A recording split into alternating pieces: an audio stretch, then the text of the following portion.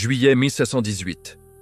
Dans une petite ville européenne, une femme sort dans la rue, sans musique, sans raison. Elle commence à danser, pas quelques secondes, pas quelques minutes, mais pendant des heures.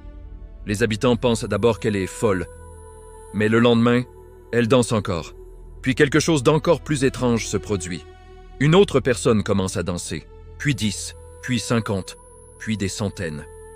Certains vont danser pendant des jours entiers, jusqu'à s'effondrer d'épuisement. Certains meurent, sans comprendre pourquoi. Ce phénomène réel est resté dans les histoires sous le nom de The Dancing Plague of 1518. Et au jour, lui encore, personne ne sait exactement ce qui s'est passé. L'histoire se déroule dans la ville de Strasbourg, au cœur de l'Europe. Au XVIe siècle, la vie y est extrêmement dure. Les famines sont fréquentes. Les maladies ravagent la population. Les gens vivent dans la peur constante de la mort. Et dans ce climat de stress et de superstition, un événement inexplicable va se produire. Tout commence avec une femme nommée Frau Tropfea. Un matin de juillet 1118, Frau Tropfea sort de chez elle, sans prévenir.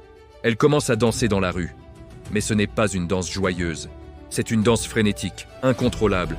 Elle tourne, saute, se balance. Pendant 6 jours entiers, sans presque dormir, sans s'arrêter. Les voisins sont terrifiés. Mais le plus étrange arrive ensuite. Une semaine plus tard, d'autres habitants commencent à danser eux aussi, sans raison, sans musique, comme si quelque chose contrôlait leur corps. Bientôt, plus de 30 personnes dansent dans les rues, puis 100, puis plus de 400 habitants. Certains dansent jusqu'à ce que leurs pieds saignent. Certains s'effondrent de fatigue. Certains meurent d'arrêt cardiaque ou d'épuisement. La ville entière est plongée dans la panique. Les autorités de Strasbourg pensent comprendre la situation.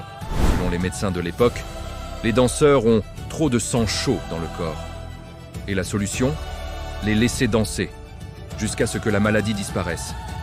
Alors la ville fait quelque chose d'incroyable.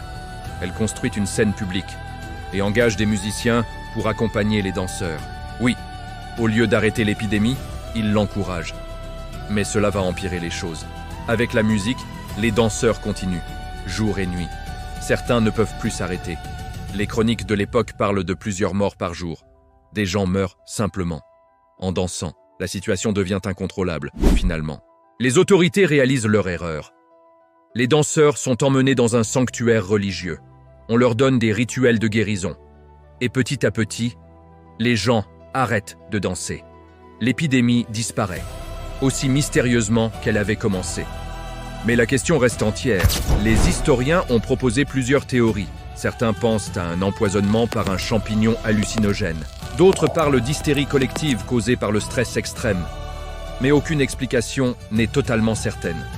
Et et pour cela que The Dancing Plague of 1518 reste elle, un des phénomènes les plus mystérieux de histoire. Des centaines de personnes dansant sans pouvoir s'arrêter, jusqu'à la mort.